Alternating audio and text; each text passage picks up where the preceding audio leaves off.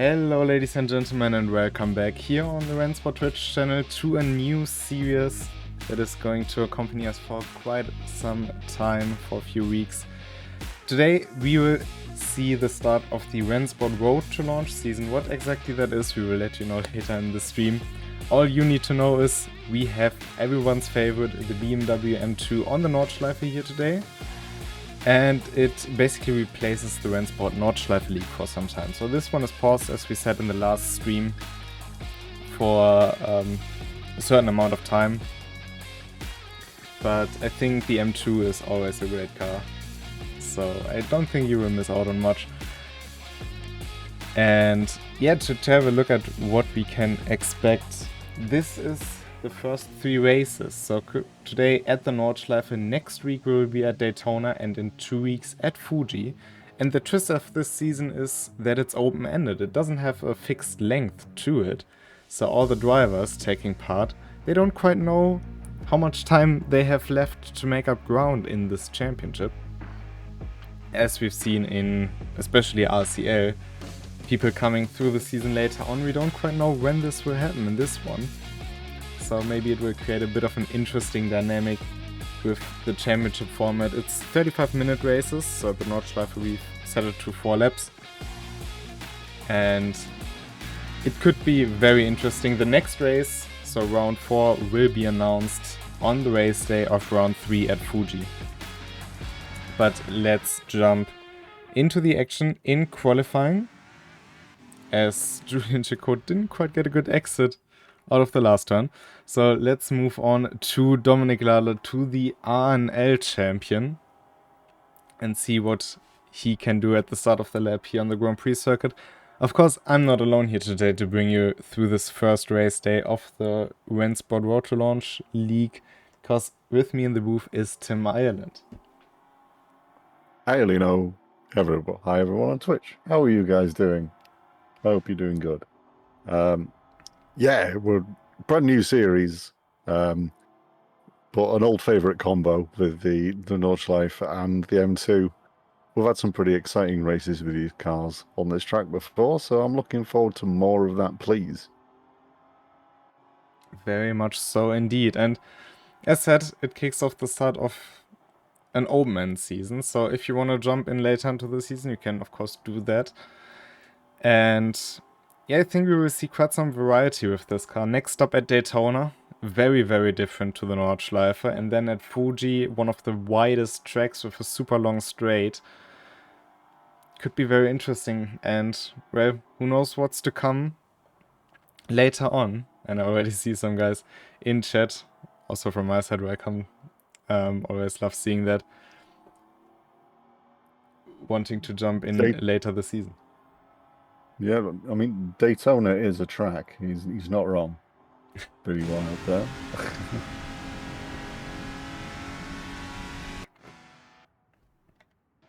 But yeah, there's a lot of difference between Daytona, Fuji, and the Nordschleife, except for maybe the fact that at some point you go really fast. They all have very, very high-speed sections. Yeah, of course, the high-speed section here today, the Dörtinger Höhe. But actually, well, the Nordschleife maybe has 2 more. Although it's very uphill, going up into the Mood Kurve is very quick. And also the run through Foxhole.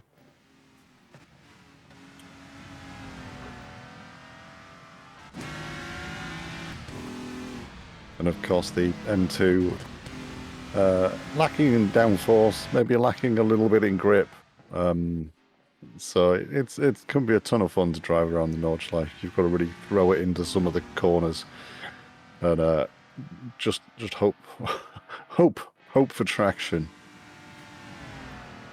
But the M2, an all-time favorite within RENNSPORT. They have been very, very popular leagues with this car. Actually, one going parallel to this one, the Private M2 League having its off-season, which is hosted by Enrico Bräuniger, who's also here today. There he is, driving in a way that he's not really used to, because he's playing on broken equipment today instead of his usually very nice rig and wheel combo. Yeah, he decided to handicap himself. Maybe it just wasn't enough of a challenge. Maybe he wanted to not be in that dead spot between the very fast people and the medium fast people. Whatever the case is, it's still nice to still have him here. I think a lot of people would have said, broken equipment, I'm not driving, but he actually pulled out his whole Logitech wheel and is driving on his desk. So whatever he does today, I have a lot of respect for that. Not only because I have done that for a long time, but also because it shows persistency. Yeah, it's always good to see people willing to stick to it in the face of adversity. I think that's a bit of a, especially here at Nordschleife, it's a bit of a motorsporting motto. So it's kind of relevant, if nothing else. Not relevant. Apt. Well, I'll go with apt.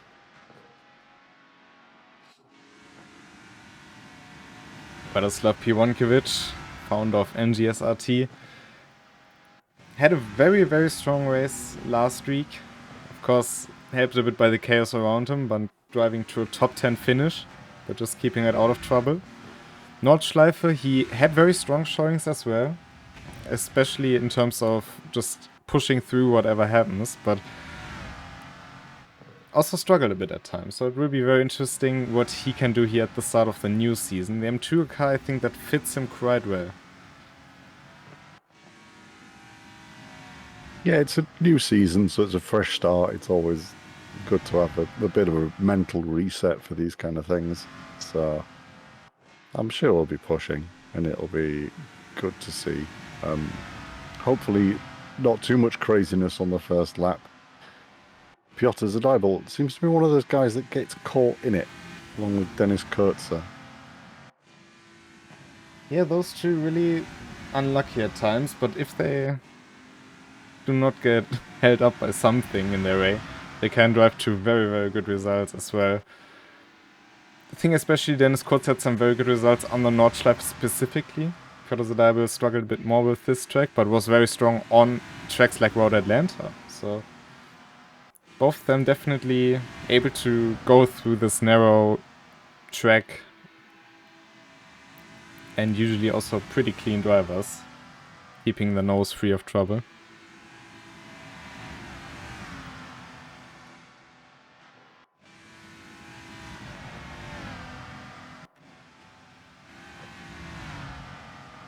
Michael G now through Mood Curve, we go down a gear. Seen a big drift move there by Remco Major in the first RNL season with this car. And I don't think it'll be. I'm pretty sure we'll see some drifts today. It's always good seeing the M2 drifting around on Nordschleife. It's definitely a very fun car to go a bit sideways in. The drone is not quite sure where to go, but the beautiful thing about the M2 is the different TC settings it has. So with most GT cars, you will have a variety of TC settings to choose from. The M2, however, only has 2 TC settings, or 3 if you count off as a setting.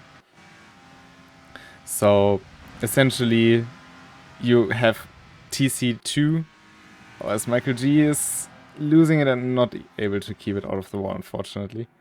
But either go with TC2, which is the maximum TC, keeping the car super stable at all times. TC1 allows you to go a bit sideways and push the car much harder. Or you go TC0 and just absolutely push the car through sideways. Sure, the likes of Dominic Lala will drive TC0 in it.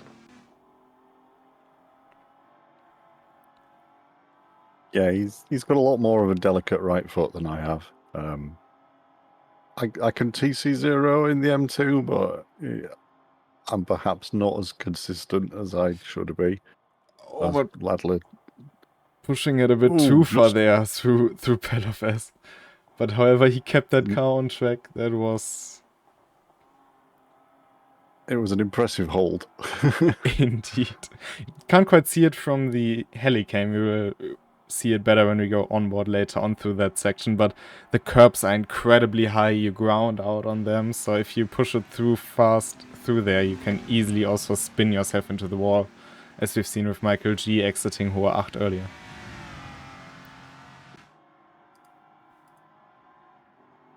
Now onto the Döttinger Höhe, top speeds, but still not quite 7th gear most of the time in the BMW M2. No, you can hit it if you really want to, but I don't think it offers you any kind of speed advantage. Yeah, the big thing with the 7th gear in this car, of course, is that the transmission is the same as in the road-going BMW M2, which of course is a fuel economy gear most of the time, and therefore doesn't see much usage within the racing realm. But now through Hohenrhein, keeping it neat on the exit. What will his lap time be? He'll probably got to slow down because of the off-track, won't he? Yes, he did, but it's still a 9:15, and that should still be enough. Santi Treasure also in a lot of trouble there. Cesco Moreira seems to have had a good run throughout. Can he put to the table? It's a 9:31. Enrico Browning actually with a 9:19. Only 3.5 seconds off. Enrico. Piotr Zadabis slotting in 4th. Władysław Pionkiewicz should be the next one. No, it's Pikosluk setting the next lap time. Yeah, Radoslav's missing a bit of bodywork there, so he must have had a bit of a meeting with the barrier at some point. One more car on track, that is Santi Tetra, but he will probably not top the timing tables. So for him, it's more... I don't think so, no. It's more a matter of just finishing and being on the grid. Dennis Kotzer, Johannes Blüm, and Julian Checot did not set a lap time, so they will start from the back. Doesn't matter too much though, we've seen that before. A 4-lap sprint this time though, so one of the shortest Nordschleife races we have done so far. But yeah, seeing the drivers now out there, I'm very surprised by what Enrico Breuninger could do. Even with the struggles he had. We've seen it in practice a lot. So, still getting 2 points for that P2 in qualifying. It's always worth getting the extra qualifying points, so that's a little bonus for Enrico before it starts. Yeah, it's a bit of a shorter race today with it being 4 laps of the Nordschleife, but I'm sure our guys will be very sensible at the beginning. We will find out in just a moment's time. You know, Santi Tetra has finished in 8th.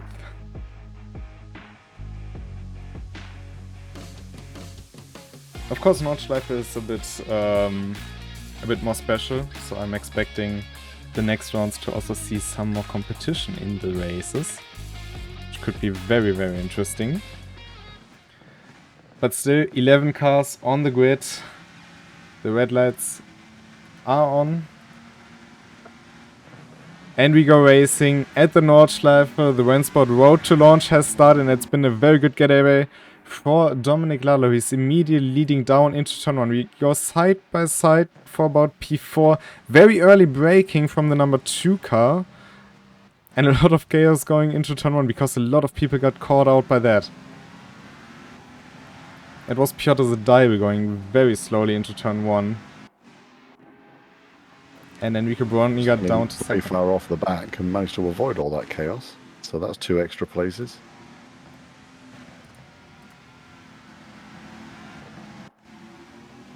Władysław Pionkiewicz, I think, kept 6th. Dennis Kurzer, though, up into 5th. Remember, he didn't set a lap time in quali. He started down in 10th and is up to 5th already. But it's Dominik Ladler leading away.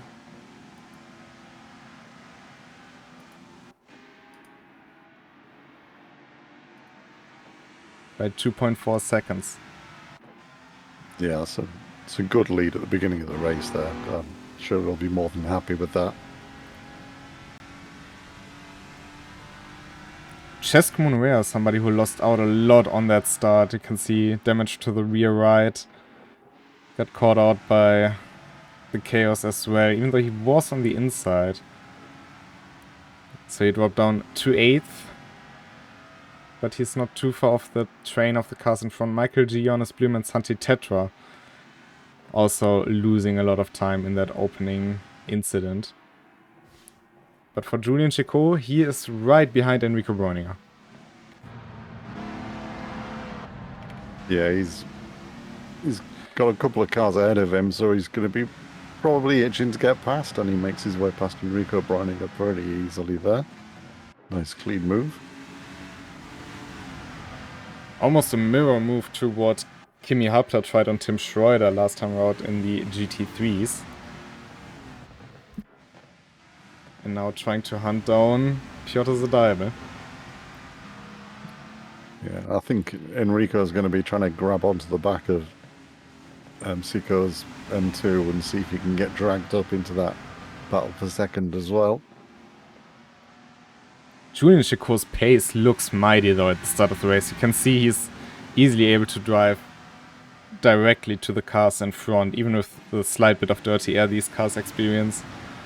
And where the, of course, disadvantage of not seeing everything in front of you.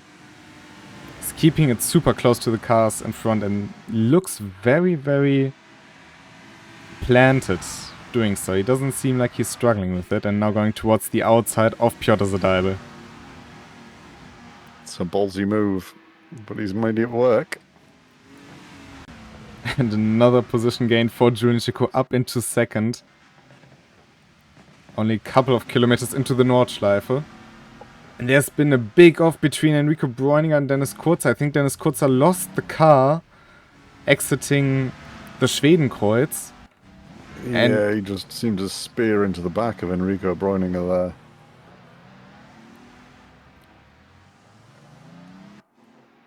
That would be very interesting to see. But it just seems like he clipped the grass going through Schwedenkreuz.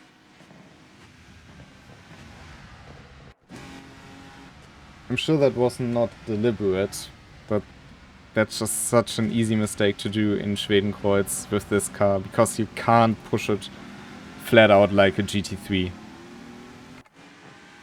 As Cesco Monorea is passing his NGSRT teammates and goes up into 4th again.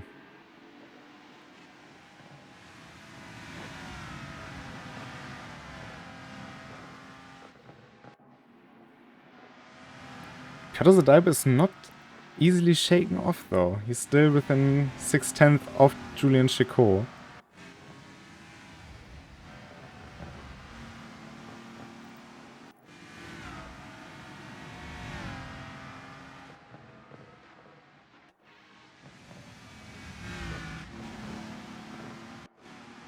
Dominik Ladler's really taken advantage of the kind of early race shenanigans, and he's gone clearing off into the distance here. I don't know if Julian Chicot is planning to hunt him down or not, but he's got a bit of a deficit. Has 8 seconds to Julian Chicot, but with the pace that Julian Chicot did, I wouldn't be too sure on if that is set in stone. Currently it seems like Dominik Ladler is still a tiny bit faster. Oh, but Julian Chicot way too fast into Bergwerk and hard into the wall. That not only damages his car, but also loses him so much speed up the hill. And you can see it by the delta on Piotr Zadaibe, that he is now closing in quickly. Yeah, he went for a bit of a sick NASCAR move there, but I don't think it paid off.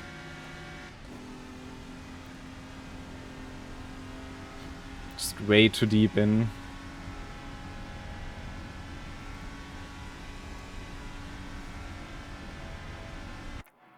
Somebody's gained a lot of ground to the cars in front of Michael G, because of course the incident between Dennis Kurzer and Enrico Breuninger pushed them both back.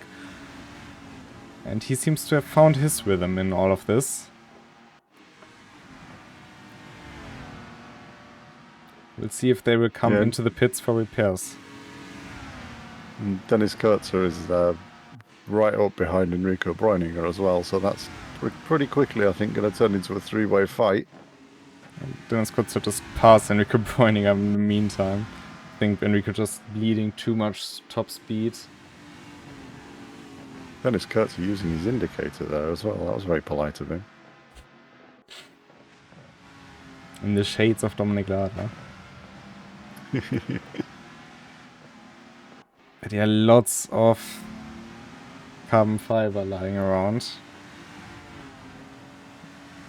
Yeah, luckily it's not a puncture hazard like it is in real life. I think with the amount of carbon fiber kicking around at turn 1, that would be a bit of a nightmare for tyres.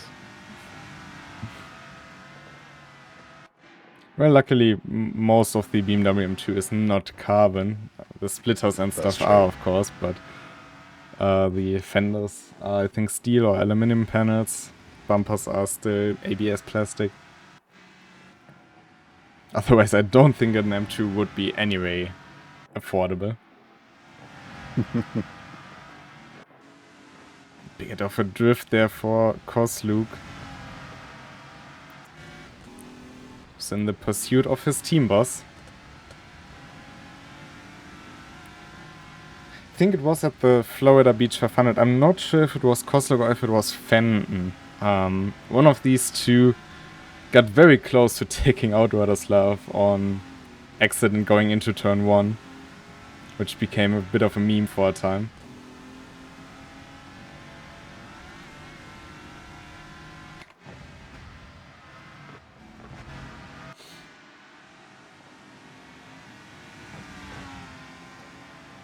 Michael G also moved past Enrico Bräuninger in the meantime.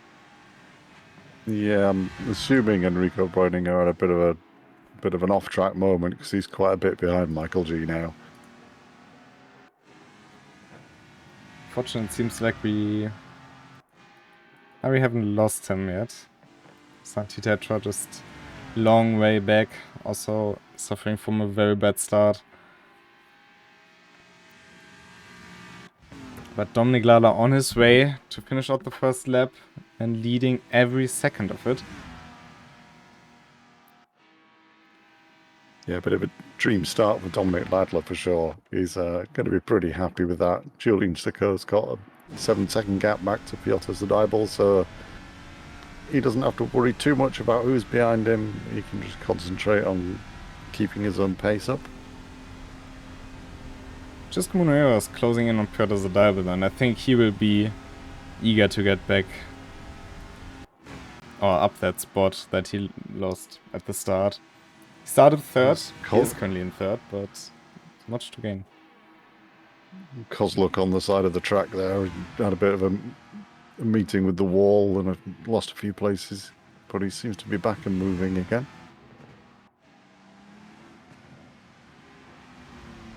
It's also another position gain for Michael G in the meantime.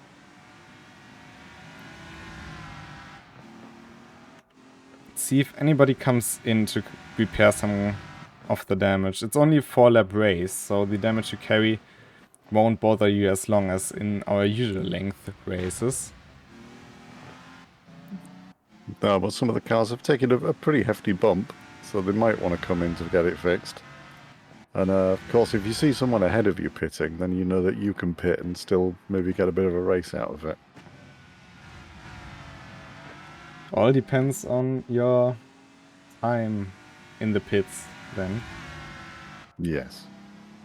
Expect Enrico Bräuninger. And yes, Enrico Bräuninger is coming in. He took really a big hit on the rears there. Going into Abenberg.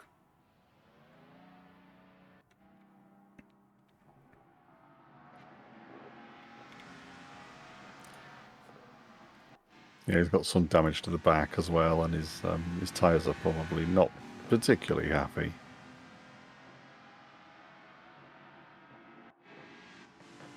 Michael G moving past Dennis Kurtzer, who's off in fourth.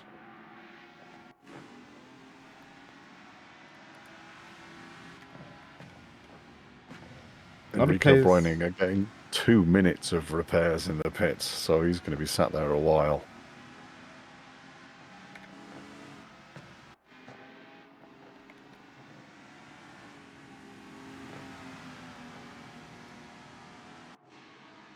Of course, you still get points for just finishing the race, so I'm sure he will try to do that. I think we've rarely ever seen him not finishing a race. Yeah, he's always one of our more persistent drivers. He likes to stick things through to the end.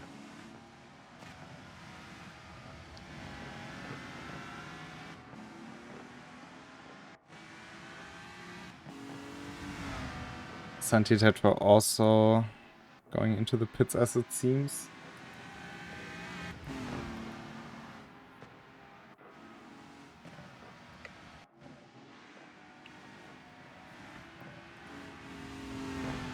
It's currently looking very good for Piotr Zadaibe, though, for him to start off this season.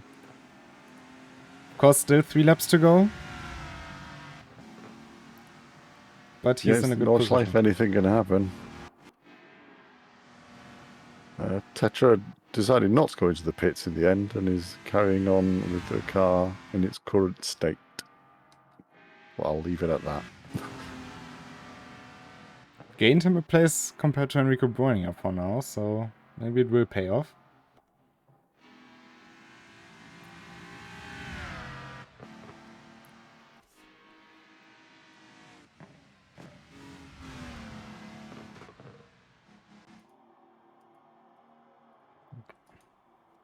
Dominic Ladler now through Adenauer Forest, a very tricky section. You don't really have much grip around there, and you can see it by the rear stepping out on the exit. You have to get onto the power very early here.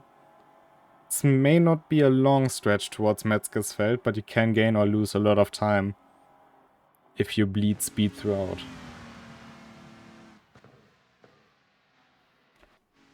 Dennis Kurtzer is creeping up on Michael G. A little 10th here and a little 10th there. I'm sure he'll be very happy if he can get within a second by the start of the Dottinger Hour and get the big draft. A big question for him will of course be how much top speed does he lose, but Michael G also carries damage on the front of the car, so both of them not ideally set for the likes of the Dottinger Höhe.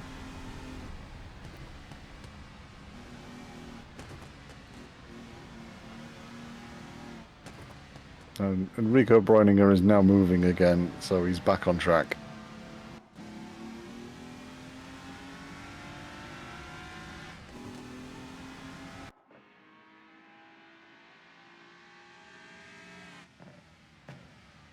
He's got a good amount of clean air ahead of him, so he's got that going for him. Already closing in quick on the damaged cars in front, so maybe he's not given up on P10 yet. No, I think that's doable. There's a big gap, but he is quick and he's got a completely clean car, so as long as he can keep it clean, undamaged, I mean, then I think he stands a fairly decent chance. Tesco Monorea moving within 2 seconds of Piotr Zadaibe. It's slow progress, but it's progress. Now this very, one of the most crucial turns on the whole track back where we've seen Julian Chicot being off. Because you carry all that speed up the hill, and especially with a low horsepower car such as the BMW M2, which is going so much off momentum rather than pure acceleration. It's very important to get it right, and as you can see, Tesco definitely got it a bit better than Piotr Zadaibe because he's closing in again. Way down at the bottom of the hill, Dennis Kurtzer just made his way past Michael G. He just had way more horsepower coming out of the slower turns and coming up the hill.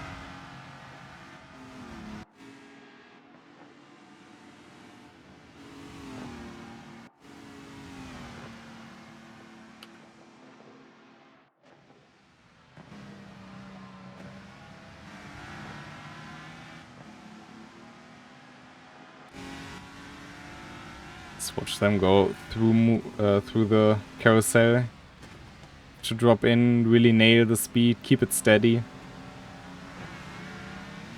and then try to not lose the car on the exit, where you do a little jump. That is the tricky part. The weight shift is pretty abrupt.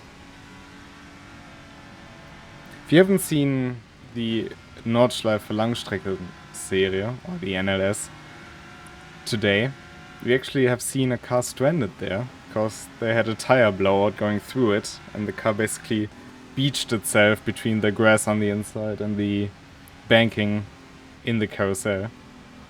If you have ever done this in any sim racing title, then you know how painful it is.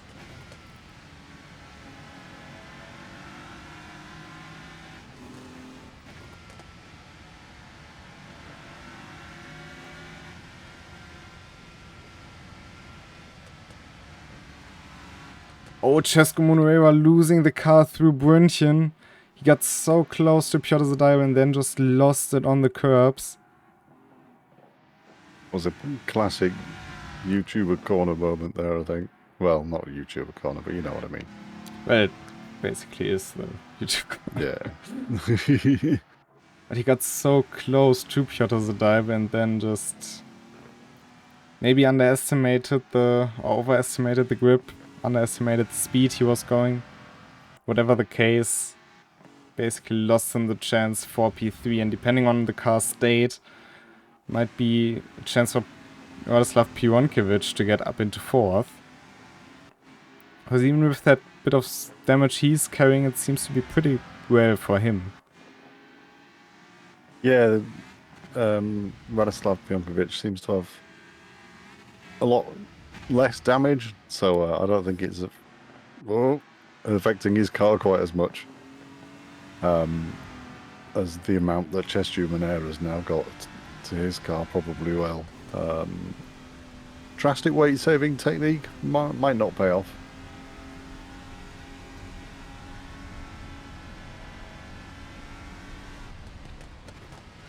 And his quads are pretty quickly closing in on Radoslav Pironkiewicz though.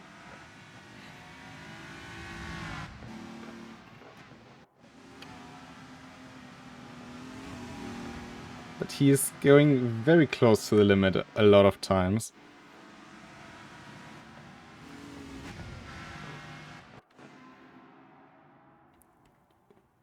Tragico going a bit wide through Hohenrhein. Slight tap with the wall there. It was a fairly sideways hit, which at least spreads the force out a little bit more. And Dominik Lala starting the second half of the race. Setting the race best lap time of 9:13. Which of course is another point to his name.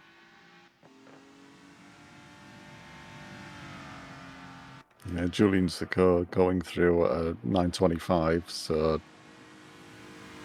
I don't think he's going to be looking to close up the gap to Dominik Ladler anytime soon, but he's got plenty of a gap to Piotr Zadail, so nothing he has to worry about too much.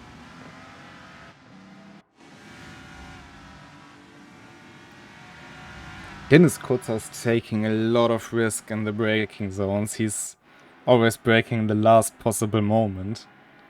The thing, of course, with this car being it's quite heavy relative to other cars, doesn't really have the downforce. And when you then have to correct the car in terms of movements and introduce some steering angle, you lose a lot of braking force once the ABS is really starting to do its work, which of course keeps you from locking your tires, but at the same time loses you a bit of braking performance. Yeah, you can really feel the brakes kind of backing off when the ABS starts to kick in. So definitely not optimal in these cars, but in theory safer.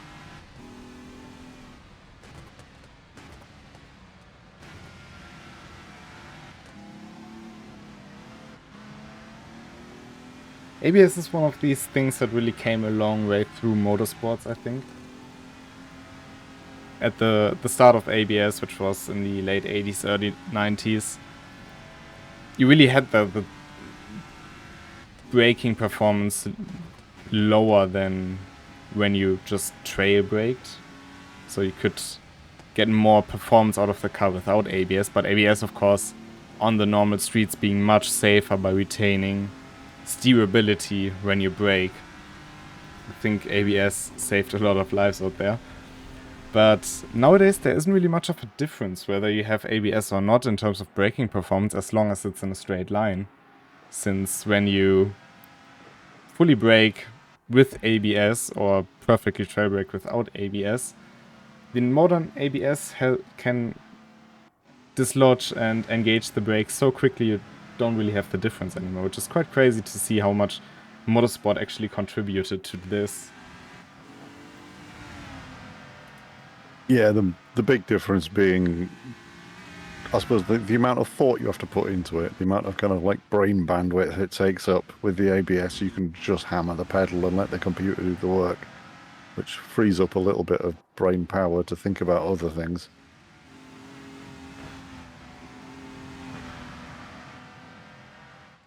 Maybe it frees up Dennis Kurzer's mind on how to get past Radoslav Piwonkiewicz. Because he's within 1.5 seconds.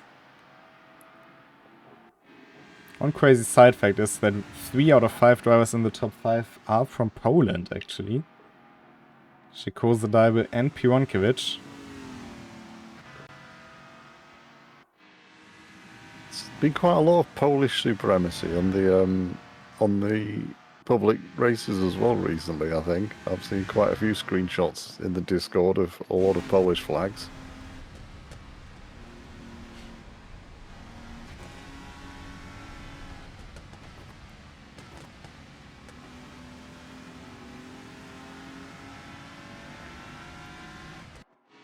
Going into Foxhole now.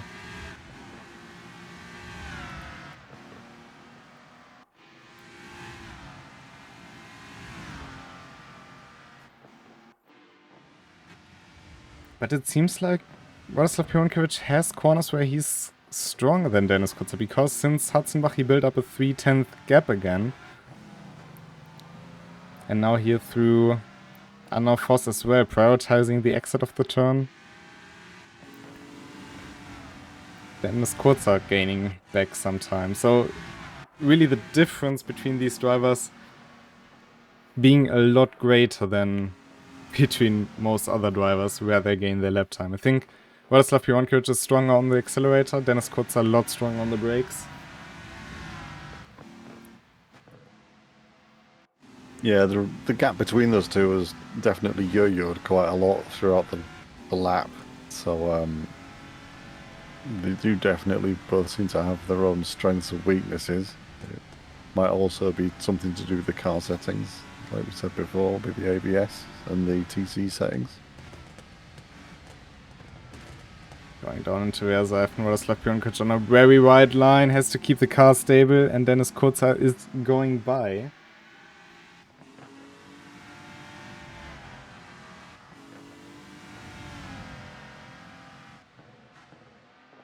And that's a nice, easy overtake for Dennis Kutzer, which is probably not what he was wanting, to be honest. I know when you're in a race and you spend some time catching someone up, you want the kind of satisfaction of making the overtake yourself. Enrico Bräuninger moving up into 9th place, meanwhile, past Santi Tetra. And past Jonas Blum, who we've seen spinning off into the grass, exiting Vedol. Seems like we've unfortunately lost Kosluk from this race.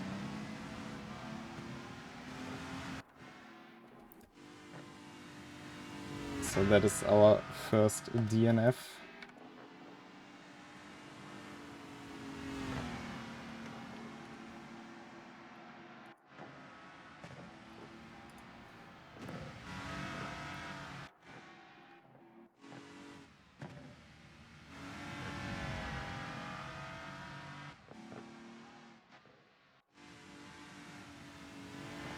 Let's go on board with Dominik Ladler for a moment here.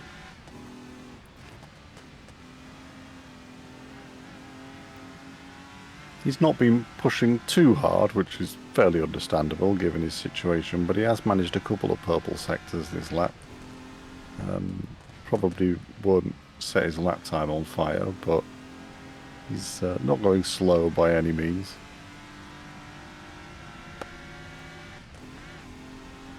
Now we go through the Battle of S where he lost it in qualifying, or nearly lost in qualifying. You can really see how steep the attack angle on these curbs are. You can see how he's actually avoiding them now.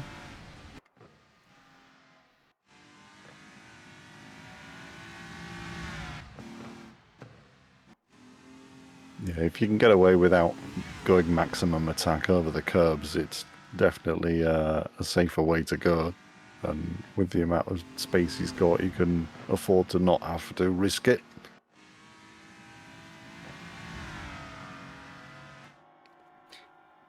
Yeah, the curbs make the Nordschleife very special in their own rights, right? I mean, of course, the Nordschleife is special as it is, but these curbs is something you don't really see on any other track, because mostly they are flat and easy to use. But on the Nordschleife, you really have to know when or if to use them, which leads to a very different kind of approach to a hot lap, because you will rarely ever invalidate your lap. You will rarely ever go off track by a tiny margin on the Nordschleife. It's more the case that if you go off track, it usually is a major one. Yeah, and you don't have to go too far off track before you start hitting walls at the Nordschleife, so it's a very risky prospect. Just going back on Piotr Zadybus. Piotr Zadybus losing quite a lot of time somewhere. But yeah, Cesco will have to take a bit of a backseat now here on the Dirtinger Hill, because his car is lacking a lot of top speed compared to Piotr Zadybus. You can actually see that he is swerving to the left-hand side quite a bit on the straight.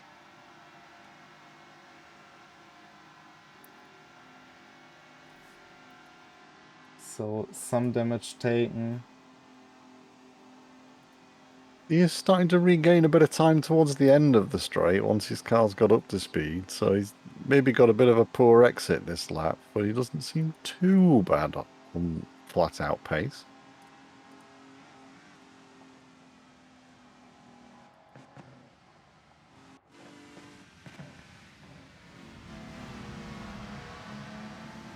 Both from the same team. I don't expect them to go overly hard on each other, but also don't expect Piotr Zadybus to just weave Cesco Monreal through, because this is now the last lap of this race, and it is a good chance for Piotr Zadybus to go home with a podium finish.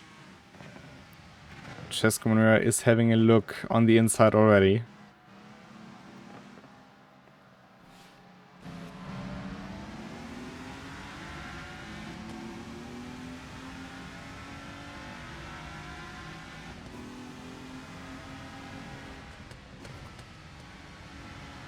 Dominic Lala on his way now to enter the Nordschleife for one final time today.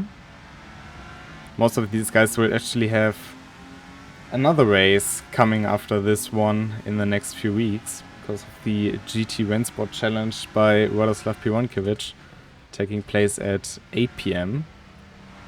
Not today, but next week.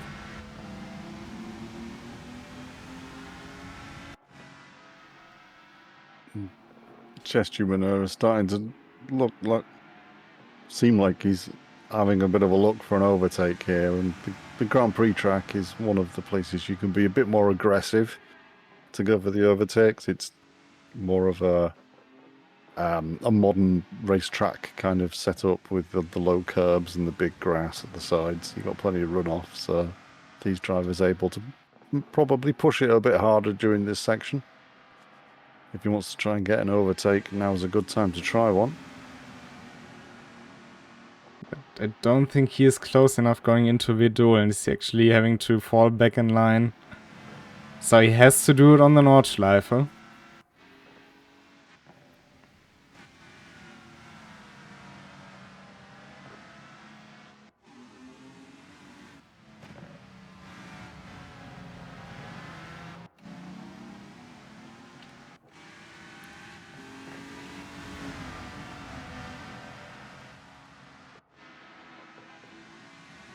but they both seem to drive in a very similar way. They don't drive overly different like we've seen with Krystall and Pironkiewicz.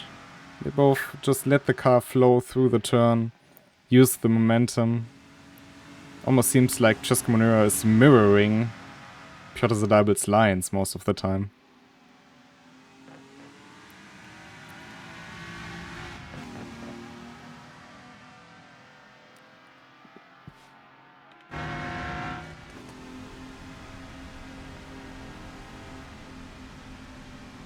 Bit of a lift going into Flugplatz. Piotr Zadybel with the wheel onto the rumble strips.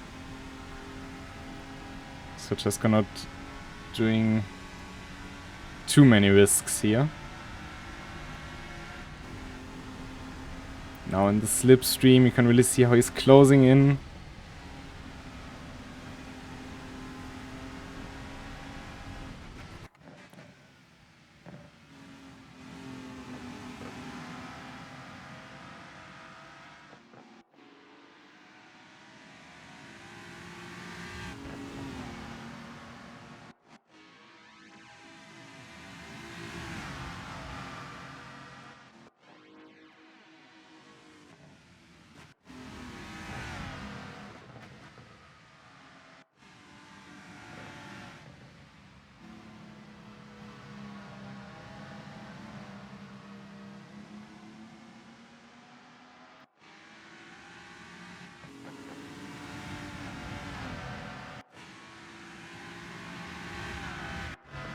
Of course, on the Nordschleife it's hard to really gauge the actual pace of the cars. The track is super long. For example, Piotr Zadybel did a mistake last lap, therefore his lap time is of course a lot slower, but these two don't lap too dissimilarly from each other. They are on pretty equal pace, otherwise Cesco Monera would be able to go right on the rear of Piotr Zadybel like Julian Chicot did earlier. But he's simply not able to. Yeah, he seems to get pretty close a couple of times, and then the gap opens up again as either one of them makes a little mistake. It makes a big difference here.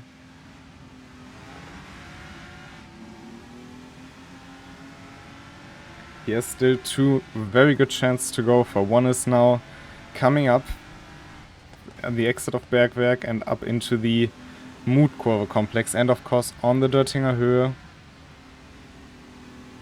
Maybe he's waiting for it as well. If he has the top speed to complete the pass. Enrico Breuninger also moved up into 7th place. I think Michael G may have been in the pits. Yeah, he did have a very broken car. So he seems to have a nice new one now, so it looks like he's been in the pits. Cesco Monera up the hill in the slipstream of Piotr Zadybel. He's closing in, but he isn't closing in quickly. So he won't have the overlap he needs down into Mutkurve. He's actually keeping it out of the slipstream. Doesn't want to go for the move here. Piotr Zadybel is slightly sideways.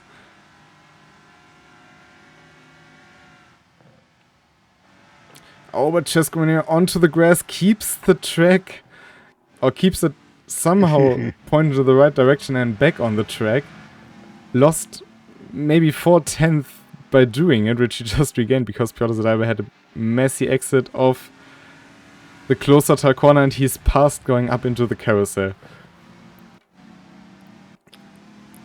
That was a pretty substantial curb yeet going on there from Cesco Monera. It was a full commitment move there.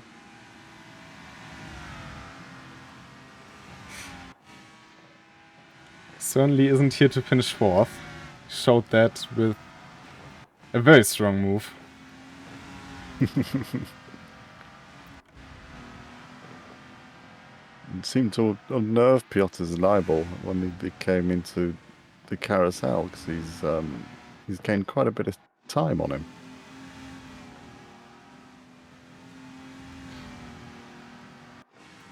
Maybe Cesco also decided to not fight this one to the end, so they get a nice 3 and 4 for NGSRT. True. But Don't Dominic, want to be taking your teammate out.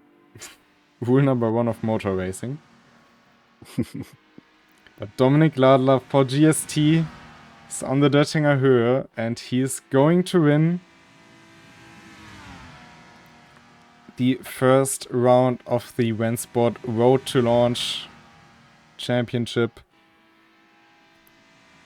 Dream start for Dominic Ladler, pole position, fastest lap, and the race win.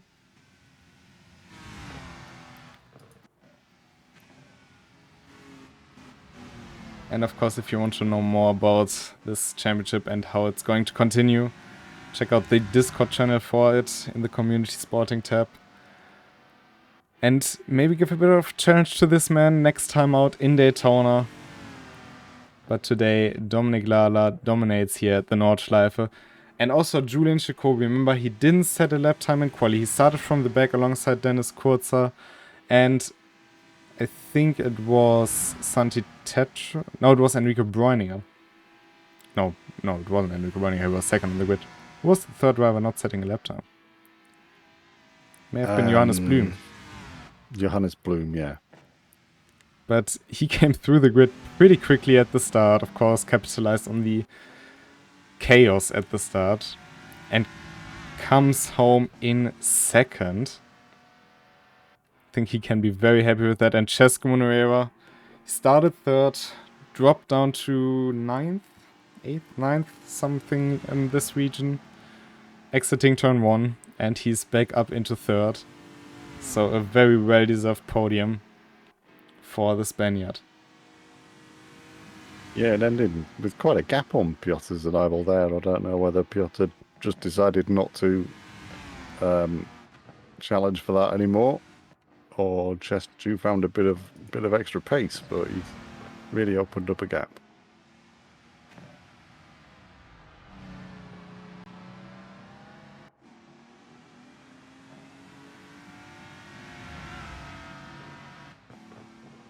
Only one driver with a DNF in this race.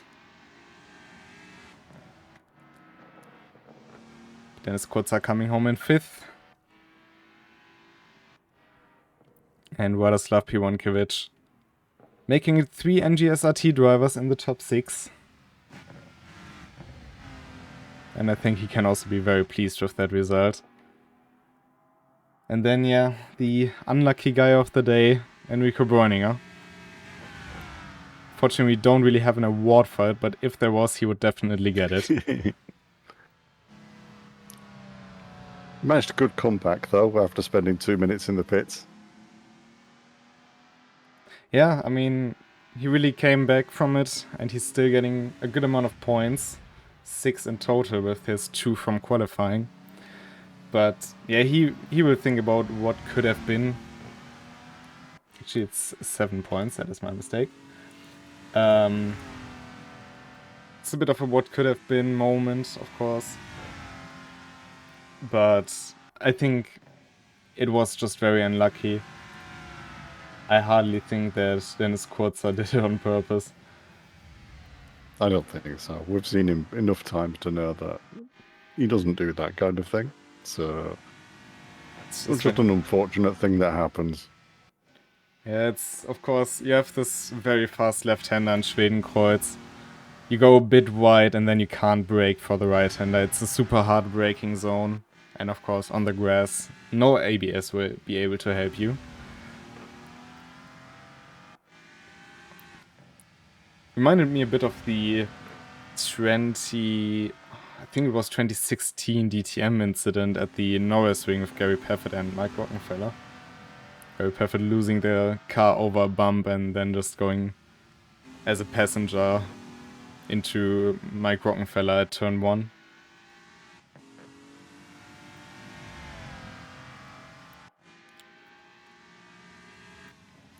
But actually what we can do while we wait for Enrico Bräuninger to finish is take a look at the provisional standings. Of course, this is only round 1. nonetheless, I think it will be very interesting to see what comes next, and some of these draws will start with an advantage, of course, as Enrico Boninger is trying a bit of a drift here through Schwalbenschwanz. Didn't quite work out this time, but not much for him to lose here.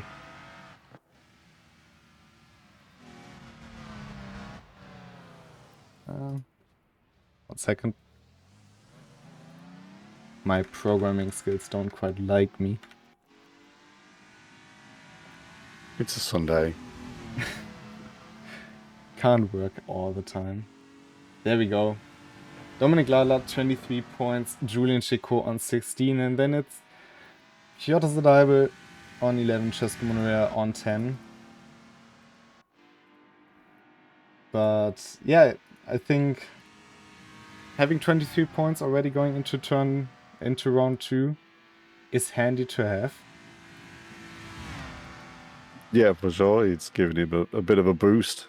Of course, it's a long championship and nobody knows how long. So we don't know if that's going to be a big gap or not, or if it's going to be meaningful, but it's always good to have them in the pocket. As Enrico Boningas also now coming towards the end of the lap. Sure, he will be pleased to finish this race.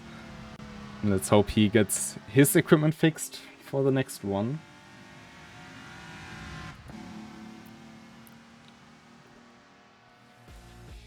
But yeah, that was race number 1 of the RENNSPORT Road to Launch Championship. I think this is going to be very interesting next time out in Daytona. Last time out I've had an M2 race at Daytona was in Enrico's league. And definitely had some very fun fights there. So I'm looking forward to see who will be joining that and what type of action it will provide. What are your thoughts after race 1 here today? It was a bit of a crazy one, which the beginning of the season quite often is a bit of a crazy race. But yeah, some nice, what's the word I'm thinking of? And my English failed me. Enrico Bräuninger just kind of stuck with it and managed to make some good points out of it. In the end, Dominic Ladler did Dominic Ladler things. With Julie Chicot doing a really good drive as well. So it was a good start to the season. Hopefully we can improve from here. I'm sure we will. Of course, next week we will also have the RCL back in action. This time at Spa-Francorchamps. Monza last time out, a lot of chaos as you expect from Monza. Spa always provided great racing within the RCL, so I'm very much looking forward for Spa. Also with the title hunt wide open in that series as well. And of course, next Sunday we will be back with the RENNSPORT Road to Launch series at Daytona. So next week, more racing action to come. Until then, I'd say have a great rest of your weekend. Have a good start to the next week. And goodbye. Goodbye.